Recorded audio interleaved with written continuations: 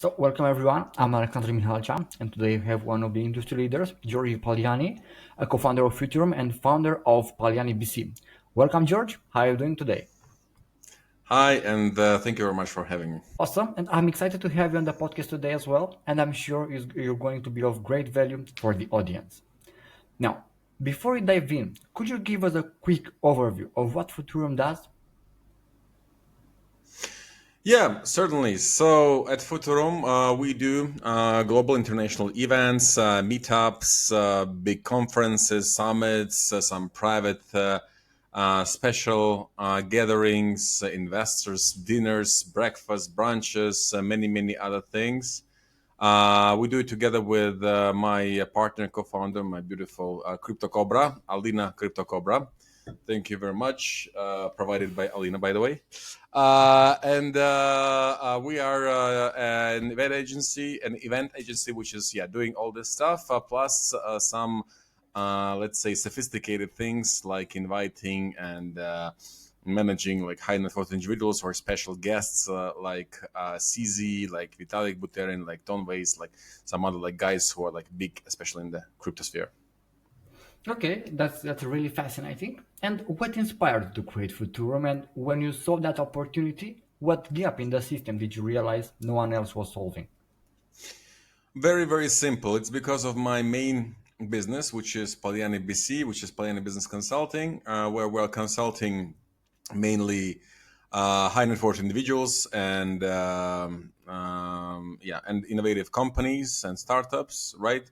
I It grew like from the need of a good and very well organized, especially offline meetings, events, some other celebrations, or some special road shows, etc. So I've done a lot of offline, especially offline pitching worldwide, and it came like from basically it's gonna be like very interesting story maybe because guys from OKX, one of the top three crypto exchanges in the world, they saw how we are doing events, although it was like a side hustle always for us. Mhm. And they said, "Oh, George, can you please do an event for us?" Blah blah blah. So we did an event for them, and after that, actually everything began. We did not only events for clients, but also our own events. We have a very interesting and again sophisticated community. We're not aiming to build, I don't know, like big communities, and do some pump and dump and some other things that are very popular, let's say on crypto market especially. But we have a very let's say a closed cycle, private cycle of people, investors, founders, tier one startups, VCs, etc., etc. So we try to remain it as private as closed as possible, but nevertheless, we're always open for any kind of people. So this is how everything started by the request of one of the leaders of crypto leaders, OKX, and then we were like now we're doing like a lot of events worldwide each month, each week. Okay, interesting one. And I know you're known as George from Georgia in the crypto world. How did you first get involved in this space? Hey Marjos, as we say here in Georgia. So I'm toasting to you. Yes, exactly. Very simple. It started maybe with the thing that it's still my side hustle as well. I always gifted my clients, my partners, my friends Georgian wine. And when they asked, "Oh, such a nice wine, where is it from?" I said, "Well, of course, from Georgia." Blah blah blah. So basically, plus it's very easy to remember from the marketing side as well. Like George from Georgia, cool. Especially Americans like it. I don't know why, but well, it has a very different story. I don't think we Yeah. have such a lot of time about it. But it's it started with this. Now it's just a very common thing, and I especially was named George from Georgia when we had this crypto flight when we rented together with the Reducted Airways, we called it, guys from Cycle. We rented the whole plane and went from Dubai to Singapore to Token 2049. And I was the guy who created, let's say, the atmosphere, who has done the music, and who was detained by Singaporean police later. But nevertheless, I hope that at least 90% of the passengers, who were, of course, crypto people, founders, influencers, big company founders and guys and managers. So basically, I just created, let's say, a very, very big buzz. And after that, especially, they remember me still as a George from Georgia. Okay, that's very interesting. And you mentioned that you've touched like upon fundraising, consulting, and event management. But which of these areas are you most passionate about, and why?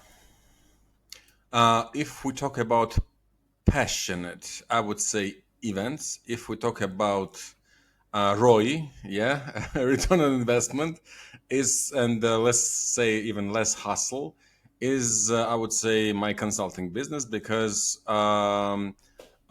just FYI, it's almost a public information, but 1 hour of my consultation is like $500, yeah, before taxes. And it's well, it's let's say it's a proven rate, which is affordable once again by like VIP clients, yeah, high net worth individuals or ultra high net worth individuals or their daughter companies or yeah, Yeah. some other like let's say like startups who can afford me, etc., etc. Um, because I've been in this sphere for more than 8 years. I have a proven record of fundraising activities for over like 50 million for no-name startups. I have also been consulting, and I have raised the crypto processing unicorn back in the day and did an exit. So basically, everything above mentioned is like the basis why it costs maybe so much, as some of you could think. But I would say that this is a very almost hustle-free job. But passion comes from networking, from knowing new people, from events which we host together with Alina and our team. And I would say that passion still lies in events because there, I even just one little example. This year I did a little, like, let's say a little like brunch club. Yeah, like business club, like Yeah. brunches. It actually began with just brunches. I would call it like lazy brunch. And twice a month, we gathered here in Tbilisi, in the capital of Georgia. Some business people, some interesting guys, not only from tech but also from other businesses and spheres, philosophers, etc., etc. And now it's a club. It's called Lazy Brunch Business Club. We have like even separate, like dedicated website for this. We're now hiring, by the way. Yeah, we have just hired a new manager for this because now we have more and more people coming there and then joining us. And it started only with one little wish. I just wanted, together, me and Dalina, we just wanted to know new people. That's it. New, interesting, clever, smart, passionate guys and ladies, of course. Yeah, like this is how it started because we really like we felt the need because the networking clubs which are based here, unfortunately, at least 90% of them are not let's say how should I put it? Not so interesting for us. They are not corresponding to our interests and Yeah. goals, and unfortunately, they are held mostly in either Georgian or Russian. And our club is only like English speaking, by the way. And yeah, and this is how actually everything started. And I would say that events and networking is my passion, and then comes of course consulting, some other things, and investing, Yeah, yeah, etc. makes sense. Makes sense. So you mentioned about you've helped like the crypto startups raise over like 50 million like in dollars. But what are the key factors that made the crypto project successful in attracting funding? Oh, I could give you a lecture about it, to be honest. To cut a very, very long story short, um, it starts everything with the team and only then with the product. If you ask me, human capital and people are the main thing and the first thing here. And then comes the product, the service, the any kind of startup they're building. Then comes the, let's say, like the whole like financials, all these documents, investors data rooms, blurbs, and all this like pitches and stuff, and etc. And the fourth thing I would say also the innovation. Yes, the innovation slash need. which means like if this product or service is needed by the market, if it has Right. demand, which is also very crucial. And the fifth place, I would say the timing. The timing. I would underline this once again. The timing would go to market. Why? Time is, of course, by the way, one of the most precious resources in our lives. Yeah. But when I say timing, I mostly mean, for example, just a little quick example. I was acquainted to crypto processing back in 2017 when nobody even heard about like normally about crypto, about like paying in crypto, whatever. When we went to the market, it was super early. Nobody knew even how to regulate it. Nobody knew why you want it. No, not so many users, especially when I'm talking about B2B crypto processing, Yeah. right? 2020, I'm consulting currency.com, one of the first in the history of mankind crypto exchanges which added tokenized classical assets. It means very simple. You could buy for crypto shares of Tesla, of BMW, of DHL, of whatever like classical companies there is, and buy just let's say one share or zero point 0.1 share, etc., etc., which was like legal, regulated, etc., etc. So one of the first just in the history, right? It was back in 2018, sorry, 2018. Super early, not the perfect Yeah. timing. Education of not only traders but also like the main businesses, people. It was a nightmare timing. Yes, and but nevertheless, now what we see last week, yeah, in Dubai, Mr. Durov said that now he is also tokenizing these things, and everybody's like, "Oh my god, why nobody did it before?" or something like this. And I was like, "Guys, believe me, we did it before, like 5 years ago, or sorry, 7 years ago." So yeah, it's. By the way, I have a very interesting post about this tokenization. So I wouldn't, yeah, as a user, I wouldn't use this Durov solution because all the risks are on you, and they're super high risks, especially compared to what we have done back then. So basically, what I mean is, once again, the fifth point, timing. The perfect timing can give the chance to, let's say, developer with much lower skills and intellectual capabilities rather than a team of super skillful people backed by big companies, but not the perfect timing. I've seen it myself, not only once. So yeah, the fifth thing I would say also timing. Okay, okay, see.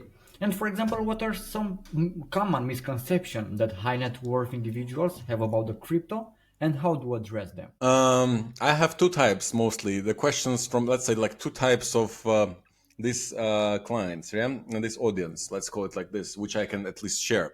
The one type is when, oh, George, we wish to find solutions to evade taxation, to pay much less taxes, etc., etc., something like this. And the other type is George. We have no problems with paying taxes. Just tell us how to do it properly, to buy crypto properly, to store it properly, securely, to do some other operations, to put our Web2 businesses on crypto rails, add some crypto solutions, cut some costs, etc., and do everything like super like okay Yeah. and fine, so that we have like zero problems with any kind of financial police and etc. So, by the way, I mostly work with the second second type of audiences because the first type is usually then then they're requesting something like more and more illegal, you know. So not my thing, not my piece of cake. I provide mostly like the all the solutions that can be officially used, which are tested, which have like licenses, I don't know, registrations, even in the most cases, I even know the team or even the C levels or owners. So that's why actually these people come to me, and etc. etc. So basically, I would say that these are like the two typical requests from high net worth and especially ultra high worth individuals. Okay, okay, interesting. But on the flip side, how do you help traditional businesses integrate into the crypto world? Very simple. It's very similar, by the way, to the AI consultants who are consulting in AI solutions right now. Very similar because, for example, if they are mostly like coding and advising and consulting and integrating these AI solutions, we almost on our side almost do almost the same. Yeah.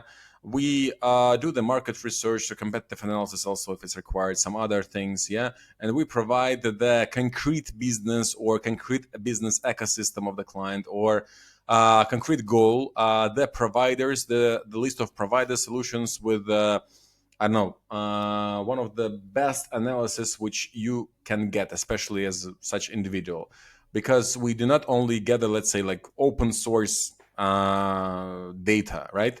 We also put there the second, let's say, thing in this recipe, in this dish, in this cake, if you wish, our own experience. Yeah, because at least half of these solutions have been tested either by my company, either by my teammates, either by my colleagues and partners, either by myself as well. By the way, and we know even well, like the real UX UI, you know. And the third thing, of course, thanks to our events and network and all this stuff, very very simple. We even know not only like C levels, but sometimes even and very very frequently, yeah, like very very often the owners, the real holders of this business. So we allow and introduce our clients to the real owners, so they can like get some reassurance and some, let's say, like we call it like human factor. Yeah, and this is why people come to us, because we not only know like the any kind of thing that even ChatGPT can give you, but Yeah, yeah, also something which is under what ChatGPT will never find, let's say, which really exists and really works, and which is also 90% of all the time, which is tested either by us or our partners or our our friends and colleagues. yeah. I love that. Yeah. And regarding to the event part, you've organized events for like major players like Binance and hosted figures like Vitalik Buterin. But what makes a crypto event successful? Very good question. Thank you very much, Alexander. It's a really interesting question, because we do in the event business in Futurum event agency. We are doing events for three audiences, which are of course crypto businesses, iGaming businesses, by the way, and any kind of IT companies. Like we have hosted like for AI companies, some other companies. So yeah, Yeah. mainly you can say that it's about IT companies, because even in iGaming businesses, all the companies which we work with, they're providing IT solutions. So basically, well, whole story short, it's like we're mostly like doing events only for IT companies. Yeah, like Yeah. 99% of all these guys are IT companies. So there are a lot of event producers, event agencies that are doing like company for IT companies, all this stuff. But I'm gonna say a very simple thing. If you want to do something really cool for the crypto audience, for crypto company, for like let's say crypto event, you have to be in this. You have to really be engaged. You have to be a cryptonista, yeah, a crypto enthusiast, anarchist, or whatever. You have to be like in this field, in this audience, in this community, etc., etc. So to cut a very, very long story short, we are the part of this. We're engaged in this from day one when I just heard the word Bitcoin, and we know what crypto audience wants. We know what is NFT. We know how to do a proper NFT campaign before and after event. We do very proper guest relationship, because all those KOLs, bloggers, crypto guys are our friends, or well, we know their contacts, and they're like directly responding and communicating with us, not with like KOL manager or whatever, right? So this gives us a very very big bonus, and this is, by the way, which makes us pretty unique. I know only two, three maybe companies such as ours who host something like similar, or who, let's say, are like doing something similar that we're doing in cryptosphere. Yeah, Yeah. not more. Okay. Okay, I see. But for example, what are the biggest challenges in organizing events for the crypto and iGaming industries? The biggest challenge, I'm gonna put it very very simple and very short. The biggest challenge is the budget. With crypto companies, almost like 90% of the cases, they're trying to cut the budget as much as they can. With iGaming companies, I 90% of the time I hear, George, you have already hosted events for us, or we were at your events. We know how you do things. We just have only one thing. We want this, and this, and just make it beautiful. That's it. Just invoice us, and yeah, just make it so we like it. So make it cool, make it beautiful. That's it. So this is the main difference between crypto companies and iGaming Right. companies. I would say so. Yeah, this is like the biggest challenge. I would say the budget. It's a nightmare. It's a nightmare in crypto companies, even if it's a bull run, or especially when it's a bear run. Oh my God, you will never be a millionaire making crypto events. Believe me, even if only you are making maybe big conferences. Okay, but it also has a lot of risks. But yeah, if we're talking about like this kind of difference, and the main challenge is always the budget for us. It's a nightmare. It's the most crucial thing. That's it. Yeah. Okay. Okay. See. And for example, like how do you ensure that your event attract the right audience and create the valuable connections? Very simple. I cannot maybe give you all the details and all the secrets of our Of recipe, course. Of course. but the main thing is we have a separate guest relationship manager. We have, as I stated before, direct connections, and it just takes me, let's say, 1 hour to mail and message to the guys who are interesting for this event sponsor for our client. Yeah, and I think that this is like the crucial thing. And the third thing, of course, the very very nice organization, even with the low budget thing. I don't want to say the name of the client, but all I can say that as we did, for example, in Dubai, it wasn't super even medium budget, unfortunately. But nevertheless, even for this budget, we have managed to over do the KPIs for our client. Okay. Okay. See. And this is super interesting. But I'm curious, for example, when you look at how your team delivers that experience, how much it relies on the manual workflows versus automated systems right now, like with AI. We combine, of course. We have some mailing tools. We have some services. We have Abacus LLM, which I recommend. By the way, it costs only like $10 per month, which combines a lot of systems in just one window.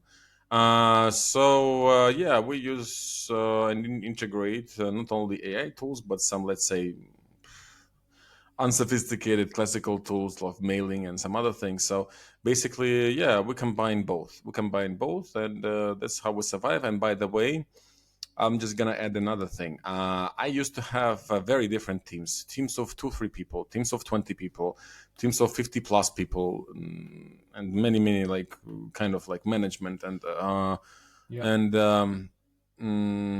I would say an experience. And I would say that right now I prefer to have less than from 5 to 10 people, and using AI and some other tools rather than expanding the team. Yeah, Yeah. because Interesting. still human capital is the most precious active asset, but also the most problematic, because all humans, I know some guys can All go right. and be ill, something can go wrong, they cannot maybe even listen properly, or just forget something. And yeah, so I prefer to have a team up to 10 people, not more, but use more services, more maybe even, yeah, some like AI tools, of course, which are already using some other things, rather than expanding the team Yeah, makes 100%. sense. Okay.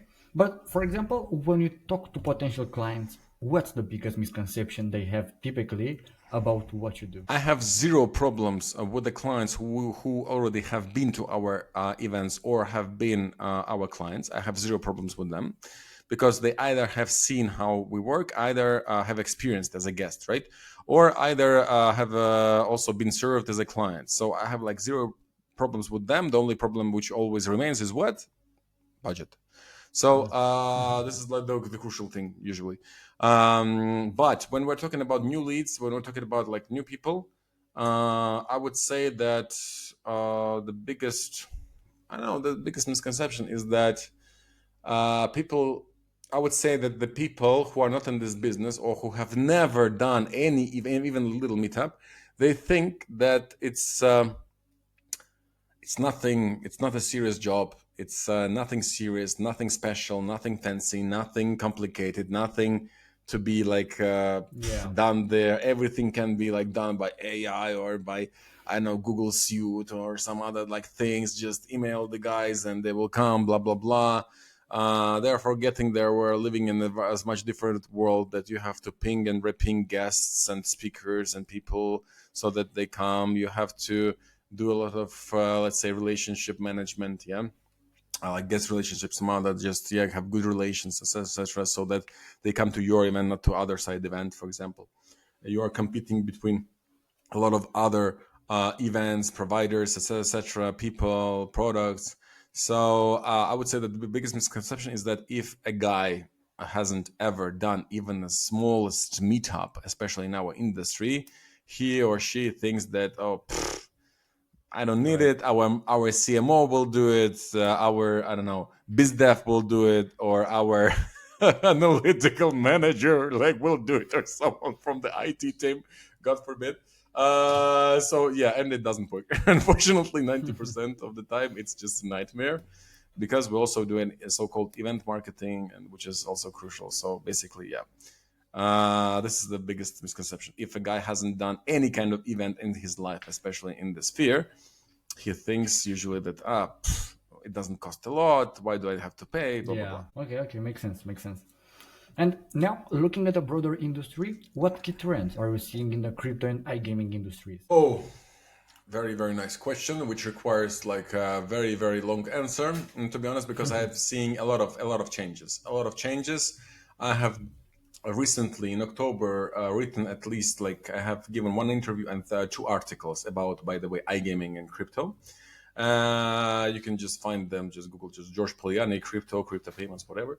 But to cut a very very long story short, I would say that more and more iGaming businesses are transferring into crypto solutions, not only for as a payment, but from the clients, from the players, from partners, etc., but also payouts of the wages, so for the staff, for some other things, plus trading, plus OTC trading, plus treasury management, plus issuing their tokens, plus like a lot of things like NFT and membership collection issuance and some other things. So basically, it's to cut a very, very long story short, I would say that in 5 years you will not see any, at least online casino without crypto payment. I'm more than sure. Yeah. Okay, interesting.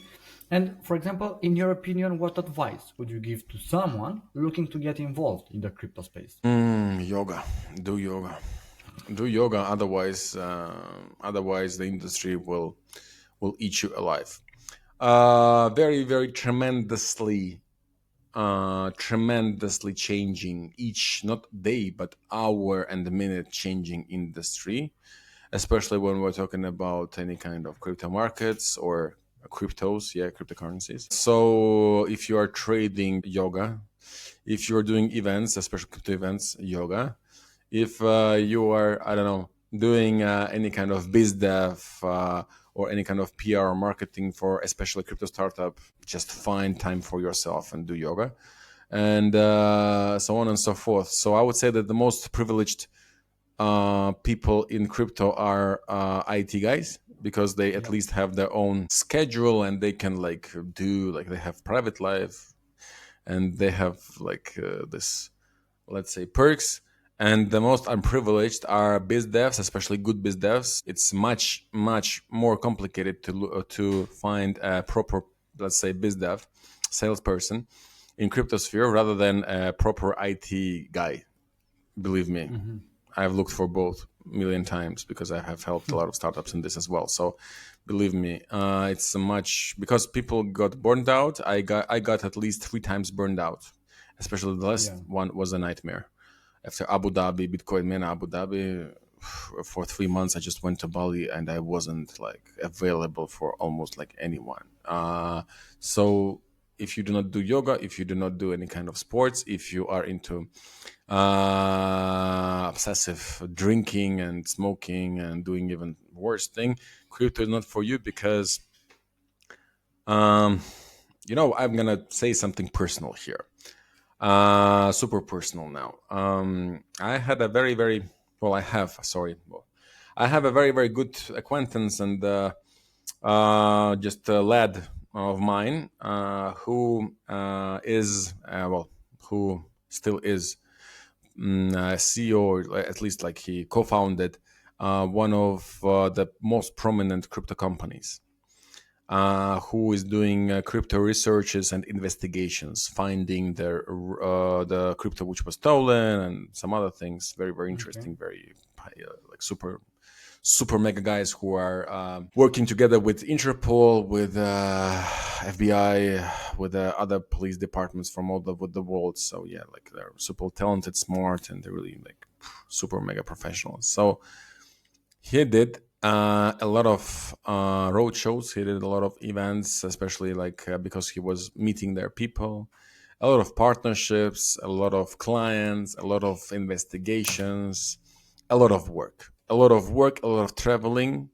Unfortunately, he also like well, during these meetings, of course, you're like drinking with your clients, yeah, with your leads, etc., etc. Plus, he was a heavy smoker, just let's say like a pack a day. It was okay for him. And just imagine, he's just 30 years old, and he already is tied to now to even not a wheelchair, to a bed because of heart attack. So when you're an entrepreneur, when you are in this security cyber sex sphere, plus it's crypto, and you are not doing any kind of, let's say, relaxation and any kind of like less this kind of thing, even if you do not get burned out because you're like, come on, you're super young, right? If you are not resting and resting properly, yeah, not having at least a pause, yeah, or holidays or weekends or whatever, it can result into like this kind of thing. I have a very very good interview with him, which we shot like last year, and now I don't know if I should publish it, but I hope that somehow I could support him. Let's see. But for you guys, just FYI, it's not maybe a war, yeah, where people die, etc., etc. But it's a big, big challenge, and only really resourceful and strong people, and that's why 90% are like men in this Yeah, right. business, survive. The second point, who survives here, the guys who have very good reputation. It's very easy to get scammed or to scam people. Very easy to scam people in the sphere, in any sphere, but especially in this one. And to lose your reputation, but gain, I don't know, one, two, five, $10 million, whatever. Yeah, it's very easy. But if you are not like into reputation, not building like all these things, and into like easy, let's say easy, quick money, then yeah, it's also not your sphere. And the third thing I would say that the more you do self-education, the better. Everything started with my, let's say, basic education. I have like 3 degrees, PhD in politics. Before that, I did an MBA. Before that, I did international economics, right? And after that, I got into like cryptosphere. Why I'm saying all this stuff? Because I was self-educating in crypto because there were no books, there were no Yeah. courses back in tens. Yeah, there was like almost nothing, only like some blogs, some I don't know online information, meetups. So from offline meetups I got like the most of the information, acquaintances, all this stuff, and where everything started for me. So self-education, be it official or non-official, always to educate yourself. It's super super crucial. That's it. Yeah, It's like makes sense. three main things, which keep me, let's say, still alive and working, by the way, successfully in this sphere. Otherwise, if you do not follow at least like these three things, you will be out of business. Yeah, amazing, amazing advice, really. Thanks for sharing that.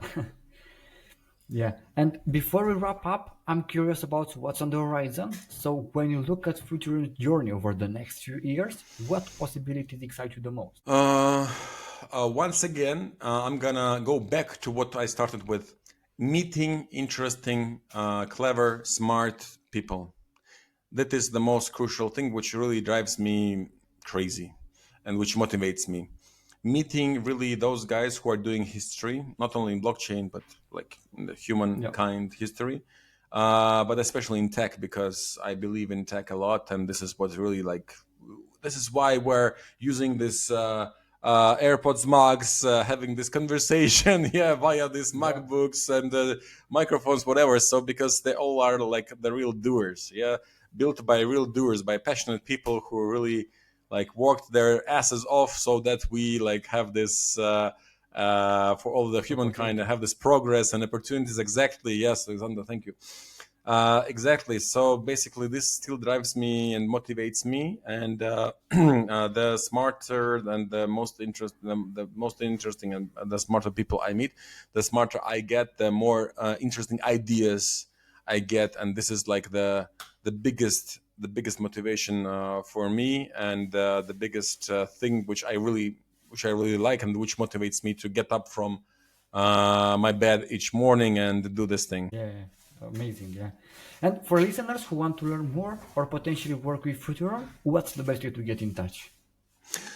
Very, very simple, guys. Just just type futurumevent.com. You'll see our show reel there, our cases, our contacts. You can type something in on the website and we'll contact you, or just type in your Telegram Futurum BD and you'll get connected to our beautiful event producer, Kate. Or if you wish to be consulted, and if you have such budgets, or for at least like if you wish to get, let's say, one free connection from me, just type Paliani in your Telegram, and sooner or later I will answer you. Me or my managers will answer you, and yeah, I usually at least try to help even the startups or any kind of like people who address me, at least with one advice, one connection, one solution, at least with one something for free, because I believe that information has to be shared, right? But when they come to me and say, "Oh, George, we want this work done from you," and etc., of Yeah. course, it requires much more time. So basically, sorry guys, but well, I also have to feed my family. I'm not alone in this world. So, and unfortunately, yeah, I cannot buy bread for tokens or for just Yeah. thank you. So yeah, it's capitalism, guys. Welcome to the real world. Yeah, right. Yeah, so thank you for joining me today, George, and for this amazing podcast session. And for anyone listening, make sure to check out Future socials below in the description, because this episode was packed with value, and I can wait to see what you build next. Thank you very much, Alexander. It was a very, very big pleasure for us as well. And if, as I usually say, whenever you decide or whenever you will be in your life, be it work-wise or like a private journey, whatever, in Georgia, you know who to call. Yeah, exactly. Right. See you in the We'll be next very episode happy then. to host you here. Cheers. Thank you very much.